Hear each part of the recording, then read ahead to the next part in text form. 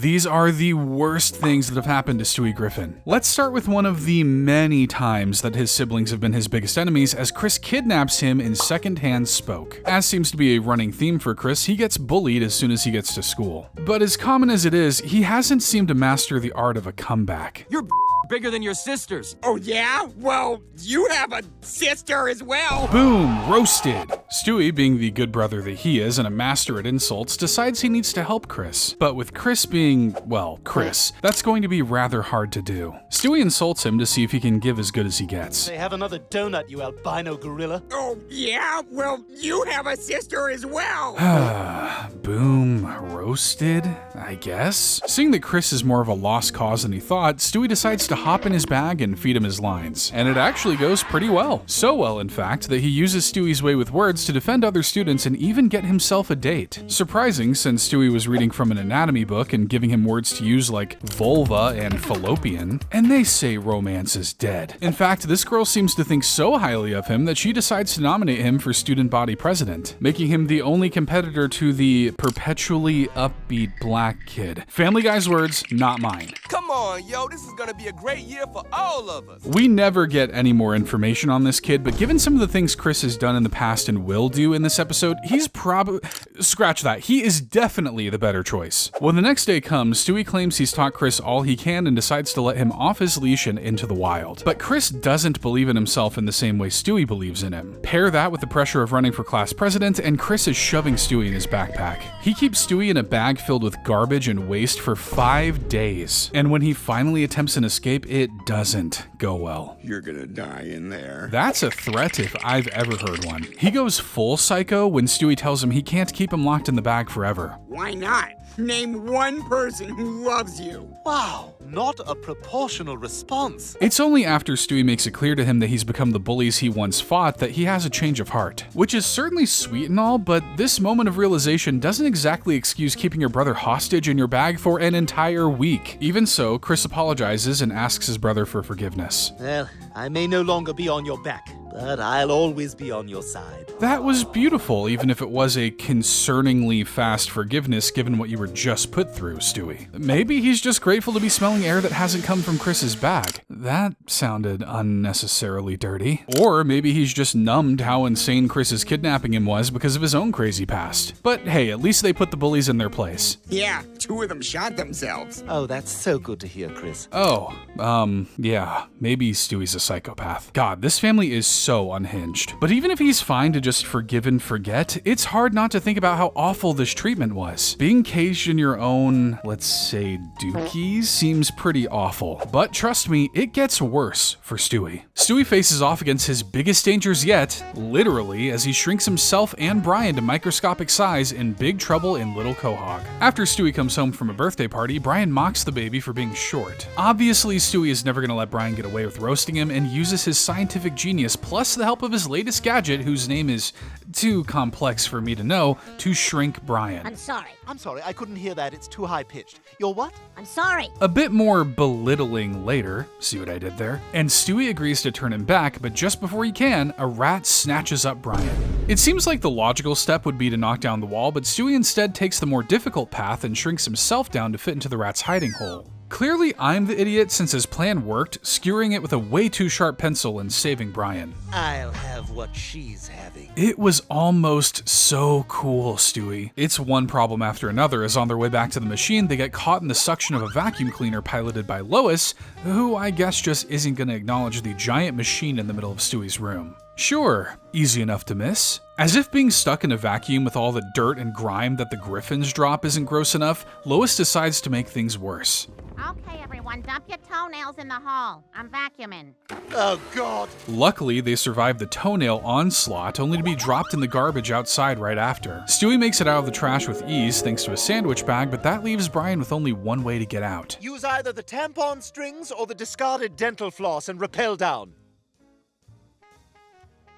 This might be my last video. The trek back to Stewie's machine is a long and dangerous one as they then get trapped in Cleveland's snot. Thanks to the help of a random fly who considers the pile of nose gunk a feast, they're freed from their prison and climb back up to Stewie's room using a randomly appearing lattice. Does anyone today even know what that is? Please pity me and say yes so I don't feel old. Once they get inside, they hastily fire up the machine and get ready to return to normal. But it's not that simple, as they end up shrinking even more. Did you hit the tiny button or the button that says tiny? I hit the button that says tiny. So we've designed a machine to shrink things with two buttons that both say tiny.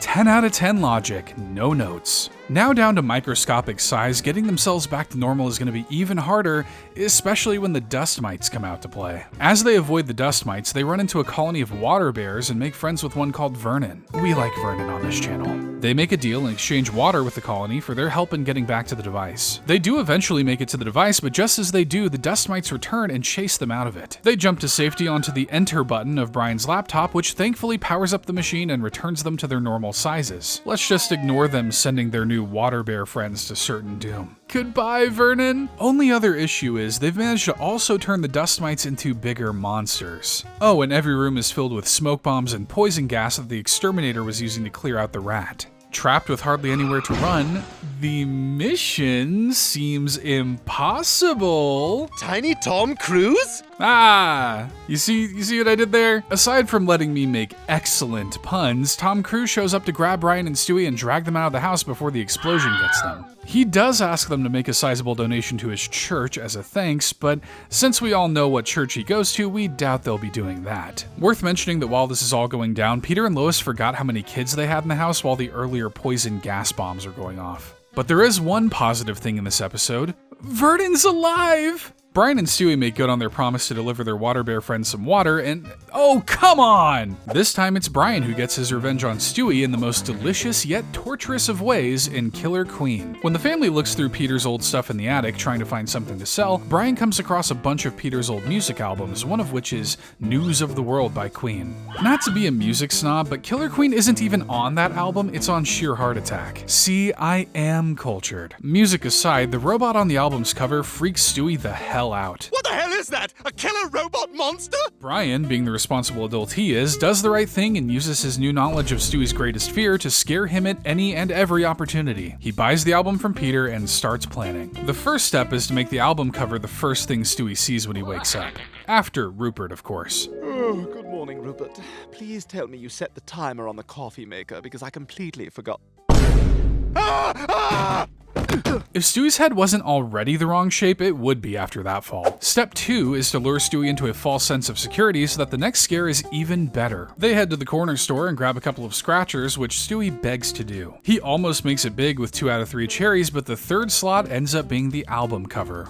Shame on you, Brian. You probably scared him off from those things for the rest of his life. Actually, that might not be a bad thing. Don't gamble, kids. Step 3 is a whole different ballgame. He fakes Stewie out using a jack-in-the-box, which is not at all suspiciously placed in the middle of the room. That ultimately turns out to be a harmless toy before Stewie turns and witnesses his entire wall replaced by News of the World. For a kid who has the skill to time travel and has openly committed murder multiple times, it's fascinating to see what actually scares him. By this point, the pranks have gone way too far for Stewie, who's so messed up that he decides to hit the delete button on his life with Rupert by his side.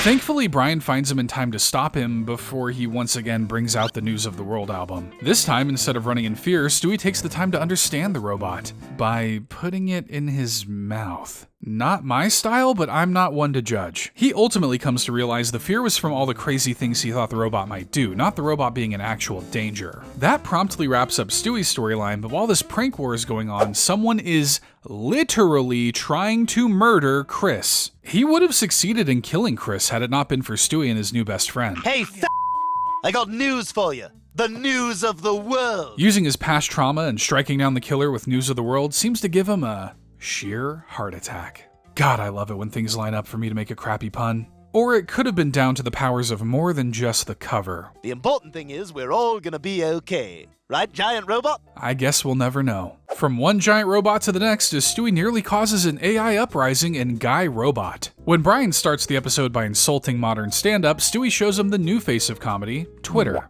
Well, this episode hasn't aged well. Stewie's tweets are grade A quality, so naturally Brian doesn't get them. I feel like we should wait to hear Adele's ex-boyfriend songs before we choose sides. Who's Adele? Thinking that he can do better, Brian tries his hand at a stand-up comedy club. His set consists of political jokes, the way to get any crowd to love you, and he's met with silence. Knowing he's crashing and burning, he steals Stewie's tweets, which turns his set around completely. He's asked to return the following night, but doesn't realize that Stewie has shown up to watch his set. You b***y thief! Every joke you told up there was stolen from me! He ends their friendship and leaves Brian alone to drink his feelings. So the next day comes and Brian tries to strike up a conversation with Stewie, but he's shut down immediately as Stewie reveals that he's built his own new friend, a robot named Lyle. Oh, not a robot, Brian. He's a human mind model adaptive supercomputer. Did I just get outsmarted by a 1-year-old? I hate it here. Stewie and Lyle do everything together, go to the movies, disguise themselves to pass as an adult in the amusement park, and even make drawings for each other. But their friendship doesn't last long. But I've outpaced your intelligence. I needed to create some friends who are my cognitive peers. Ha!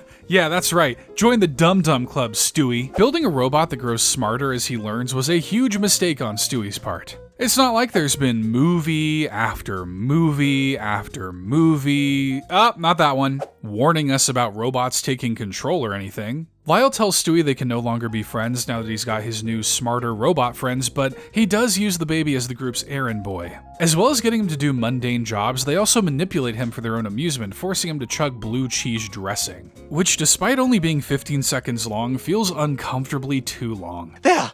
I did it! We're friends now, right? Definitely looks like blue cheese dressing. I've seen enough of this show to build an immunity to gross moments, but this is testing me. Despite their prior falling out, when Brian finds Stewie sitting in the toilet because the robots told him that's where a piece of crap has to live, he apologizes for stealing his jokes and vows to help Stewie take the robots down. It's not going to be easy to destroy 3 complex adaptive supercomputers smarter than Stewie himself. Maybe they can time travel to before they were made? I mean, Stewie has a whole weapons vault that they could use to wreak havoc on the robot asses. It's done. I sprayed him with a hose. Oh, that was anticlimactic. The only thing left is to dispose of them, which shouldn't be too hard. How can this not be a trap? Hopefully this is going to be the first time you've ever seen a drunk 1-year-old as Stewie battles alcoholism and Baking Bad. Since Lois isn't around to read him a bedtime story and his reading skills aren't good enough to help Stewie fall asleep, Brian decides the best choice for the baby is to drink some adult cough syrup. Heavy emphasis on the adult part. Oh, so this is what Lil Wayne keeps almost dying from. Boy, Family Guy, we're just not pulling any punches today, huh? Just a disclaimer in case it wasn't obvious enough, don't give a baby adult medicine, okay? Despite how bad of an idea this is, it does help Stewie get a good night's sleep, but Brian's trick immediately backfires the following morning as Stewie shows up to the breakfast table drunk. You know, I'm gonna tell you, the stuff you gave me was a lifesaver last night. Don't laugh, don't laugh, don't laugh. Guys, a drunk baby addicted to cough medicine is a serious matter. All decorum goes out the window for Stewie except for his top hat. If it wasn't already clear that he was drunk, his request for a kebab seals the deal. Brian doesn't seem all that bothered that Stewie's constantly drunk, but that changes when the baby attempts to drive under the influence. He asks him to perform some sobriety tests before he goes anywhere with his tricycle. See, I can touch my nose. Passed with flying colors. So Brian lets him ride off, cough syrup in hand, and it goes exactly as expected. Stewie walks away unharmed by the crash, but the other kid isn't as lucky. By this point, Brian realizes enough is enough and holds an intervention for Stewie with all of his friends there to say a few words? Stewie's resistant to the idea at first, claiming none of them have any right to judge him, but Brian's passionate speech breaks through Stewie's walls, who finally admits that he has a problem. Who am I? I don't have a cough and my sinuses are remarkably wide open. Stewie should be proud. I mean, not for that whole getting addicted to cough syrup almost killing a kid and that Lil Wayne joke, but for admitting he has a problem. Brian reassures Stewie that he's going to help him overcome his addiction as he's helping Chris and his friends do the same. We're doing a masturbation intervention. I got a bunch of his friends sitting in a circle in there. Oh, dear God. There are too many puns I want to make, but too little time. Have at it, comment section. Anyway, Brian faces no consequences for making Stewie an alcoholic, and Stewie overcomes his addiction. This time, it's Peter and Lois who bring the pain as overbearing parents when Stewie becomes a celebrity in The Peanut Butter Kid. No matter how hard they pray around their latest bank statement, the Griffins are still deep in financial trouble. Peter thinks that a metal detector and some stolen items will solve their issue and attempts to sell everything at the mall. They run into Joe and Bonnie waiting in line at a casting call for a peanut butter brand, Scooters. Stewie makes fun of Brian while the adults talk and ends up catching the eye of the casting directors. He's adorable and exactly what we're looking for. All it takes is one look and Stewie's the newest peanut butter kid. And no, not that one. Everyone gathers around to watch Stewie's first commercial, which is an instant hit. Not only is Stewie now technically a celebrity, but he's also the breadwinner in the family as he gets a royalty check every time the commercial is played. What a great way to start investing in Stewie's college fund. Oh, they went out for dinner. While at dinner, Peter and Lois announce that Stewie has been invited to another commercial casting call. Brian shares his concerns about Stewie growing up in the entertainment industry. Wasn't your kid an actor, you jagoff? Didn't your father hate your guts and die? Holy... I am uncomfortable. Despite Brian's concerns, Peter and Lois take Stewie to his next casting call, which does not go well as he breaks his grundle while trying to perform. I looked up what a grundle is, don't do it, it's not worth it. Peter and Lois are visibly disappointed in Stewie and hype up the other kids who are auditioning right in front of their son. Harsh, but effective if your goal is putting Stewie in therapy. As soon as they get home, they start pushing Stewie to his limits, making him dance late into the night to Lois's admittedly impressive piano playing. When he doesn't meet their standards, they immediately turn to berating him again. Do you get pleasure out of humiliating your family? Yeah, is there some kind of sick joy in it? I'll give you my therapist's number, Stewie. Stewie eventually reaches a point where he looks like he can't move any longer, so Peter pulls out his secret sauce, a mix of 5-hour energy, other ingredients that no human should be drinking, and cocaine. Despite how little Peter claims is in there, its instant effect on Stewie makes me doubt him. Not that I know how it works from personal experience. After some not-so-idle threats and even more secret juice, Stewie heads for his next audition where he impresses casters for an orange juice commercial. Yeah, bye, Juice! That was amazing. I've got goosebumps. I want him sexually. Hollywood. Now that he's booked another commercial, Peter and Lois start blowing money on new appliances, completely forgetting their original goal of getting out of financial ruin. So not only are they drugging up Stewie to perform better, but they're also making sure he'll never see a cent of that money when he turns 18, assuming he'll ever get that old. Seeing the direction he's headed in, Brian educates Stewie on child actors and where they've ended up, which mostly consists of adult movies or dead. Hollywood? I guess it worked out for some child actors, like, Daniel Radcliffe. Stewie makes sure he doesn't end up like those actors, though, and purposefully screws up the orange juice commercial. Shut your hole, bitch. I'll tell you what I want fresh squeezed. These.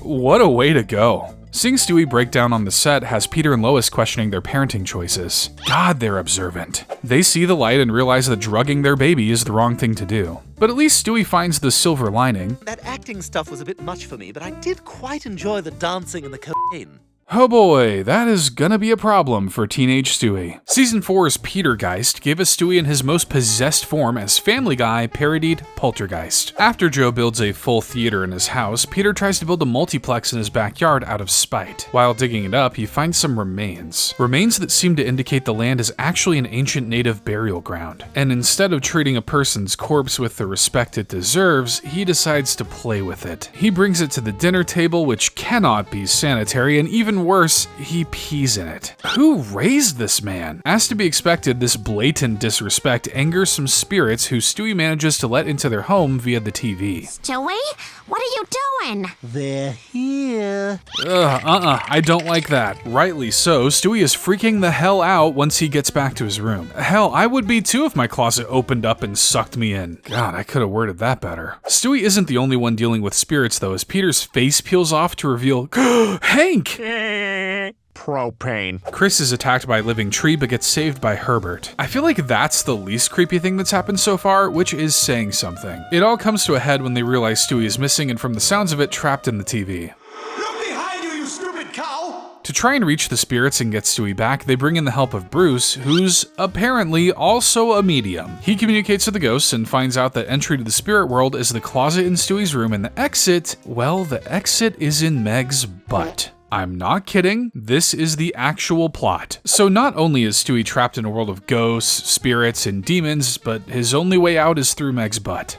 Since he's not coming out on his own, in more ways than one, Lois goes into the void to get him, but not before Peter can have his fun. Gee, must have taken a wrong turn at Albuquerque. Stewie makes it out covered in Pepto-Bismol, I'm guessing? It's apparently not, but I know better than to question what it is that was inside of Meg. The happy ending doesn't last long as a number of ghosts escape Meg's rear end, forcing the family out of the house before it's consumed by the spirit world. Now homeless, the Griffins go to ask Quagmire if they can stay with him.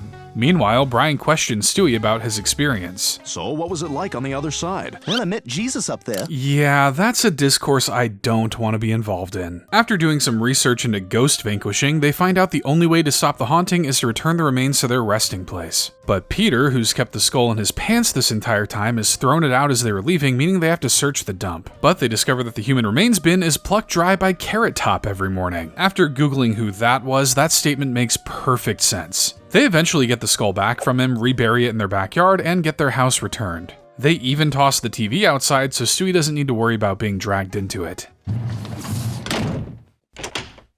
We're taking Paranormal Activity over Meg. New lows, Peter. Stewie becomes the most hated kid on the internet after tweeting out about his favorite pop star in Get Stewie. Stewie is pumped when his idol, actor-turned-singer Mary Elizabeth Becca Ryan, or MEBR if you want to call her by a stupid name, releases her first album. Brian questions his love for the singer since he's never heard him talk about her, but Stewie proves how much of a fan he is. That is very low. Who approved that? If he hadn't already proved he was enough of a fan, he doubled down on it by making TikToks to relate his song. Okay, who taught him those moves, and can they teach me? Stewie invites Brian to join him at the concert, and while he initially rejects the idea, he falls for Stewie's trick of opening a can of dog food. While at the concert, Stewie posts a tweet that references a joke she used to make during her time on Jolly Farm. What? MEBR misinterprets his tweet as him calling her fat and puts him on blast in front of the whole crowd. He gets blocked and banned from Twitter, which is apparently a big deal to a 1-year-old. But it doesn't stop there. The rest of his accounts get flooded with hate, his favorite froyo place gets doxxed,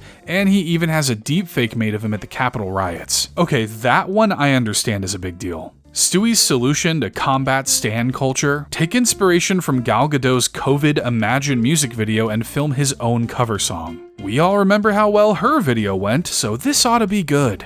She called me Mr. Bombastic, tell me fantastic, touch me on my back, she says I'm Mr. Roll. Okay, I'll give it to him. That's better than Imagine. Not that it was a high bar to beat. Somehow it doesn't work, and he continues to face the hate, even getting shunned by his entire preschool class. It becomes too much to handle, so he packs up his bags and decides the best solution is to hide away like he's in witness protection. It's a good thing he doesn't get on his ride right away as someone blows it up, killing Rupert in the process. Stewie panics like this isn't the 5th, maybe even 6th time he's died. Brian consoles Stewie, and the pair agree that MEBR letting her fans ruin Stewie's life is the worst part of it all. Kinda gotta agree with the two. Later on, Brian tries to find Stewie, but instead finds a cork board that seems to feature an elaborate plan to take out MEBR at the Quahog Walk of Fame. While Brian rushes to stop Stewie before he does something to get himself locked up, Stewie sneaks backstage claiming to be Ed Sheeran. You're a weird-looking baby with an English accent.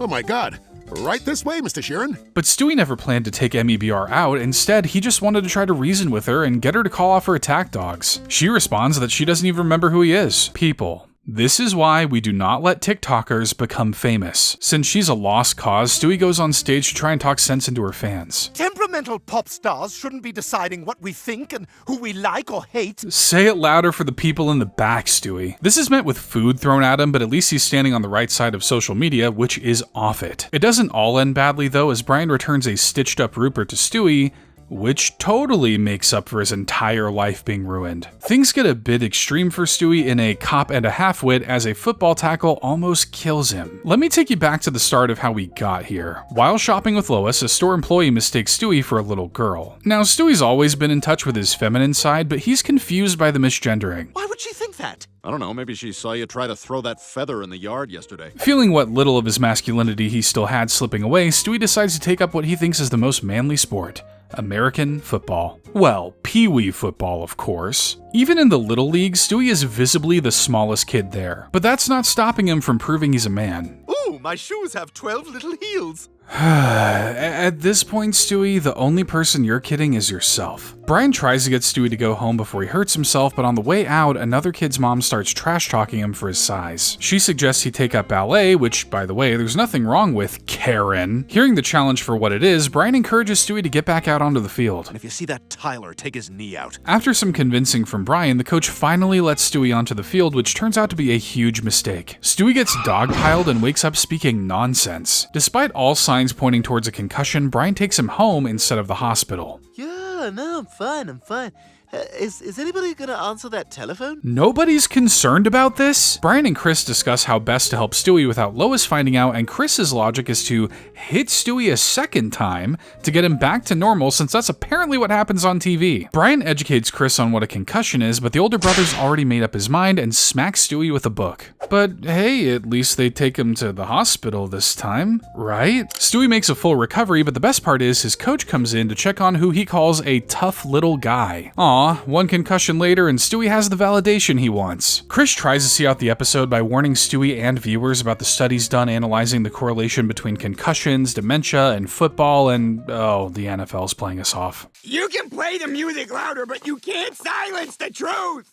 And the worst of the worst goes to Road to Vegas, an episode that sees Stewie and Brian meeting their end. When Brian convinces the family to go to Quahog's Pride Parade, he ends up winning tickets to see Celine Dion live in concert in Las Vegas. The first person he asks to go with him is, of course, Stewie. Are you kidding? Of course I want to go. No surprises there, Stewie. As soon as they get packed up and ready to go, Stewie decides to reveal his new teleportation device, which can get them to Vegas in an instant. Of course, they choose to use it, except it doesn't send them anywhere. It seems like it's just a bug, but at the same time as their attempt to time travel, another version of Stewie and Brian appears in Vegas. God, this is about to get complicated to explain. So while Vegas Stewie admires the sights and goes straight to his fancy hotel, Quahog Stewie gets on a regular flight. And like any regular flight, it's delayed by several hours and completely full. To rub salt into the wound, Vegas Stewie and Brian win the jackpot at the slots and get a free pen. Since Vegas Stewie already checked in, Quahog Stewie can't get into his room. If that wasn't bad enough, they're completely out of rooms, they don't get a pen, and Brian's attempt on the slot machine gives him nothing. As the night goes on, things get even worse. While Vegas Stewie eats deliciously bland applesauce, wins more money at craps, and even buys a new car, Quahog Stewie gets stuck in a garbage hotel that's quite literally falling apart. And while base Brian strikes out $40 at blackjack, Stewie loses the rest of their money at roulette. And I put it all on 16 because of that Taylor Swift song, 16. That song is called 15. It came up 15! Never bet on Taylor Swift. Are they not teaching that in school? Deciding to just cut their losses and enjoy Celine Dion, they're devastated to find out that Vegas Brian and Stewie arrive moments before them, making their tickets invalid. Brian decides to call it quits and plans to head home, but Stewie admits he gambled away their plane tickets. A baby and a dog stuck in Vegas with no cash. I feel like this has been made into a movie before. To make things even worse, they can't call home for help because the money they'd brought was stolen from Lois. When all hope seems lost, some random dude tells them about a fixed basketball game. So with no other choice, they borrow money from a loan shark and bet all of it on the way they're told the game is gonna go. But wouldn't you know it, the inside knowledge was wrong. We lost, Brian. Oh crap, we're screwed. Knowing they're in deep, Quahog Brian and Stewie go on the run and accidentally take Vegas Brian and Stewie's backpack while doing so, making them the rich ones. Vegas Brian and Stewie get spotted by a worker for the loan shark who mistakes them for the Quahog versions and decides to go after them to recover their money. Is anyone actually following who's who at this point? Vegas Brian and Stewie get held at gunpoint by the loan shark enforcer who shoots Stewie when he can't give them the money that their counterparts owe. At the same time, Quahog Stewie is contemplating death himself with no way to get home or way out of their dodgy dealing with the loan shark. Seeing no way out, the pair make a pact to go together. 3! I'm sorry, I can't. I want to live. I didn't really think we were gonna do it. You dick! That is brutal. And just a tiny bit funny, I can't lie. So now all that's left is Quahog Stewie and Vegas Brian, who end up meeting up at a bus station where Stewie realizes what must have happened with the teleporter. Of course, they both lie to each other about how their counterpart died, taking no responsibility whatsoever. The two head home together with both Stewies having had a horrible time, just for completely different reasons. Hey.